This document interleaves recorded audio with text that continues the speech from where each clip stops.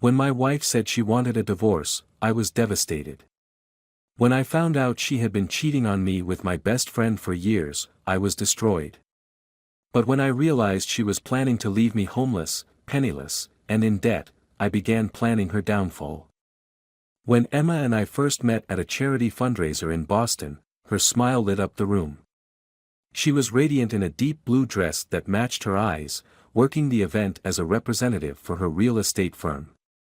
I was there supporting a colleague, feeling out of place among the city's elite until she approached me with a glass of champagne. "You look like you could use this more than me," she said, her voice warm and inviting. That night changed everything. We talked until the venue staff began stacking chairs around us. Emma was intelligent, ambitious, and had a way of making me feel like the most important person in her world. 3 months later, we were inseparable. I fell hard and fast. Emma was everything I'd ever wanted, beautiful, charming, and seemingly devoted to our relationship. When I proposed a year later at the same fundraiser where we'd met, she cried tears of joy that I believed were as genuine as my own. The first years of our marriage were blissful, at least from my perspective. I worked 70-hour weeks at my financial consulting firm, climbing the corporate ladder to provide the life Emma deserved. We moved into the colonial-style house in Lexington that I'd purchased before we met, but at Emma's insistence, we refinanced and put both our names on the deed. "It's about building our future together," she'd said, squeezing my hand as we signed the paperwork. "This is our home now." I trusted her completely. Even when she started working late frequently, even when she began taking weekend trips for professional development conferences, I never questioned her loyalty. Emma was skilled at deflection, always turning conversations away from inconsistencies in her stories with a kiss or a well-timed compliment. Jason Williams had been my best friend since college.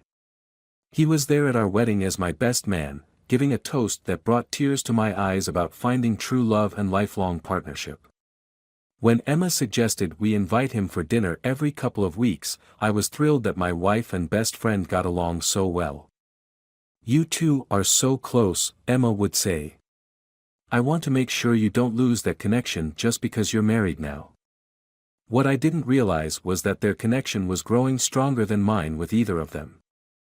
The signs were there: private jokes I wasn't part of, text messages that Emma would quickly hide when I entered the room, calls that ended abruptly when I came home early from work.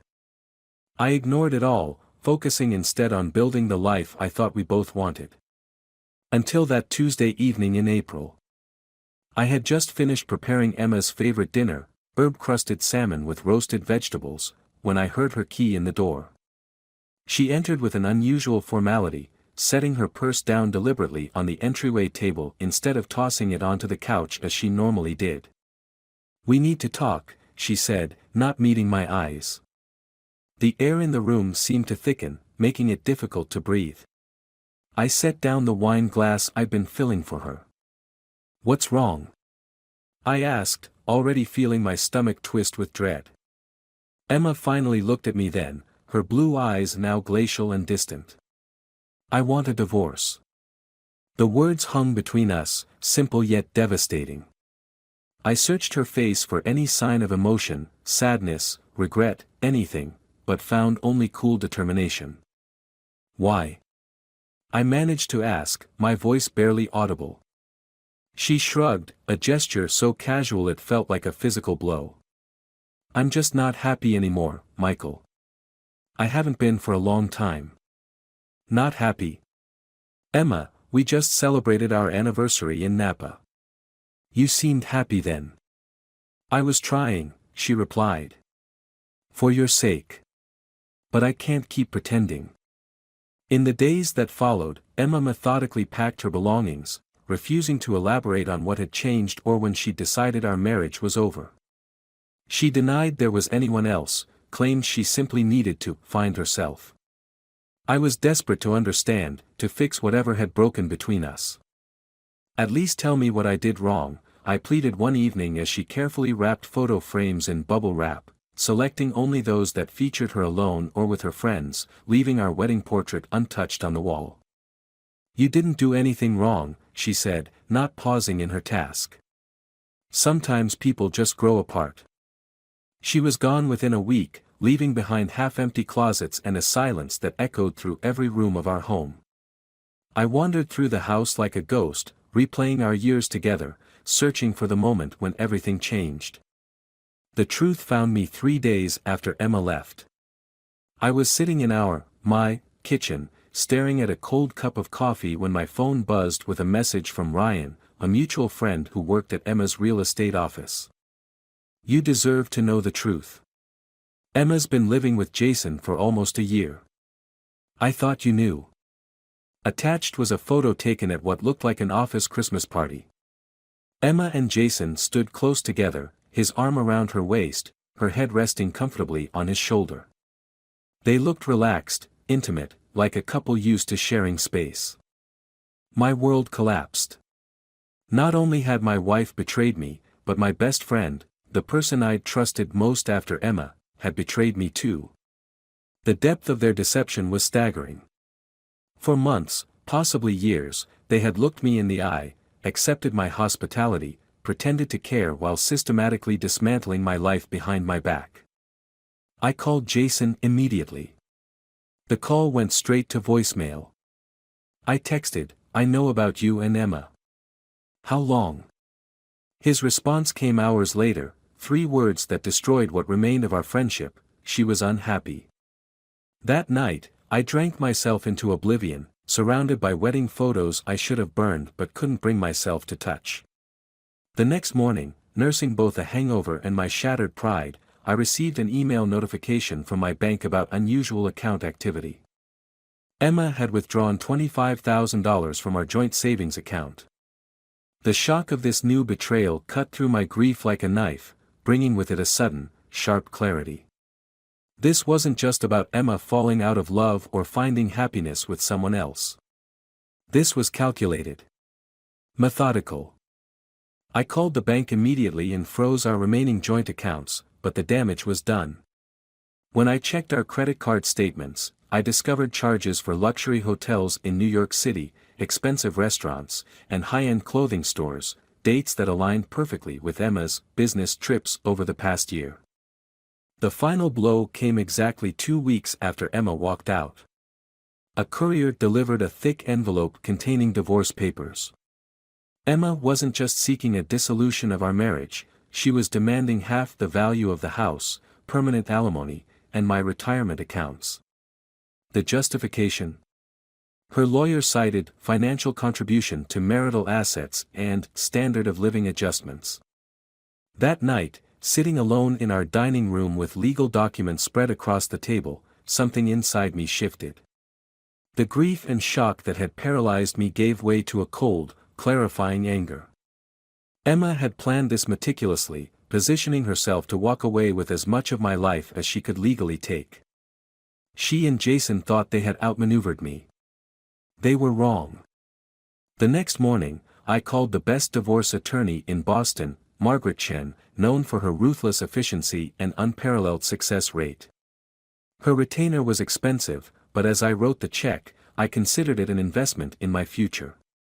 "They've been careful," Margaret said after reviewing my case, "but not careful enough. Leave this to me." First, we hired a private investigator to document Emma and Jason's relationship. Within days, we had photos of them together at restaurants, entering his apartment building, shopping for furniture. Evidence that their affair predated our separation by at least a year. Next, I gathered financial records proving I had purchased our home before marriage with an inheritance from my grandmother. While Emma's name was on the refinanced mortgage, all payments had come from my personal account, a fact I could document with years of bank statements. The most damning evidence came from an unexpected source. When reviewing our phone records, I discovered Emma had been making regular calls to a number I didn't recognize. The PI traced it to a small law firm specializing in divorce settlements. The first call was dated 14 months before she asked for a divorce. While Margaret built our case, I focused on rebuilding my life. I returned to the gym, reconnected with friends who had fallen by the wayside during my marriage, and threw myself into work. Colleagues who had known about Emma and Jason's betrayal before I did approached me with awkward sympathy, but their pity only fueled my determination. 3 months into the divorce proceedings, Emma's lawyer requested a meeting to discuss settlement options. They arrived projecting confidence, Emma wearing a new designer suit, smiling as though this were a routine business negotiation rather than the dismantling of a decade-long marriage. Her smile faltered when Margaret placed a thick folder on the conference table. "Before we discuss settlements," Margaret began, "I think you should review these materials." Inside were photographs documenting Emma and Jason's affair, bank statements showing Emma's excessive spending on our joint cards, phone records of her calls to divorce attorneys dating back over a year, and most damaging, evidence that she had attempted to transfer funds from my personal investment account using my login information. "We are prepared to file counterclaims for financial fraud and identity theft," Margaret continued pleasantly. "While Massachusetts is a no-fault divorce state regarding the dissolution of marriage itself, the courts take a very dim view of financial misconduct during divorce proceedings." Emma's face drained of color. Her lawyer requested a brief recess, and they huddled in the corner of the conference room, their urgent whispers carrying an edge of panic. When they returned to the table, gone was Emma's confident demeanor. Her lawyer cleared his throat. "We may have been overly ambitious in our initial demands. Perhaps we can discuss a more reasonable division of assets." Margaret smiled. "Actually, my client is now requesting full ownership of the Lexington property, reimbursement of funds fraudulently removed from joint accounts, and all legal fees to be covered by Mrs. Walker. We also have a restraining order prepared, should that become necessary." Emma finally spoke, her voice tight with barely controlled anger. "You can't do this to me. I gave you 10 years of my life." I met her gaze for the first time since she'd walked out. "No, Emma. You took 10 years of mine." The settlement was finalized within weeks. Emma dropped all claims to the house, agreed to repay the money she had taken, and signed a non-disclosure agreement about the terms of our divorce. The judge, after reviewing the evidence of financial misconduct, ruled entirely in my favor. I expected to feel vindicated, triumphant even. Instead, I felt hollow. The victory seemed small compared to what I had lost, not just my marriage, but my trust in people, my belief in love. 1 month after the divorce was finalized, Ryan texted me again, "Thought you should know, Jason and Emma split up. He's dating someone from the Chicago office now." I wasn't surprised. What they had built together was founded on lies and betrayal. Such foundations rarely support lasting relationships. 2 days later, my doorbell rang. Emma stood on the porch, looking nothing like the polished professional who had sat across from me in the lawyer's office. Her eyes were red-rimmed, her clothes wrinkled. "Can I come in?" she asked, her voice small. Against my better judgment, I stepped aside to let her enter.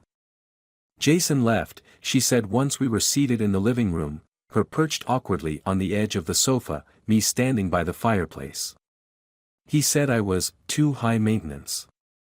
After everything we did to be together. What do you want, Emma?" She looked around at the house, now redecorated, all traces of her presence erased.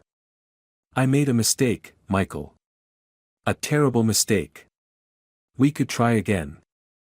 I still have the key to our storage unit with all my things." I studied her face, searching for the woman I had loved for a decade. All I saw was a stranger calculating her next move. "There is no we anymore," I said quietly. "There's no coming back from what you did. Where am I supposed to go?" Tears filled her eyes. "Jason closed our joint accounts. I can't afford the apartment deposit on my own. Please, Michael. I have nowhere else to turn."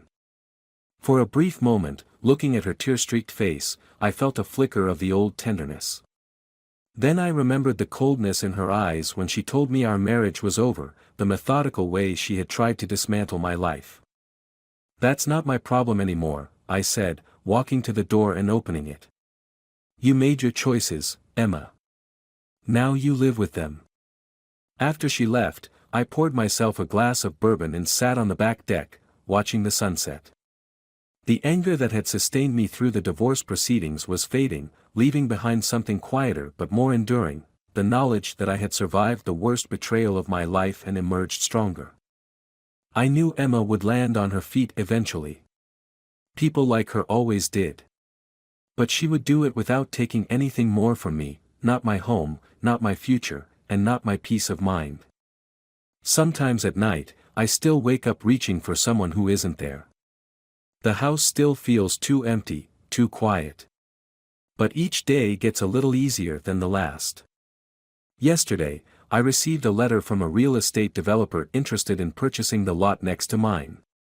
The return address caught my attention. It was the firm where Emma and I had first met. For a moment, I considered throwing it away unopened. Instead, I read it carefully, then called to schedule a meeting. Life goes on. Not in the way I had planned, not in the way I had expected, but it goes on nonetheless. And this time, I moved forward with my eyes wide open.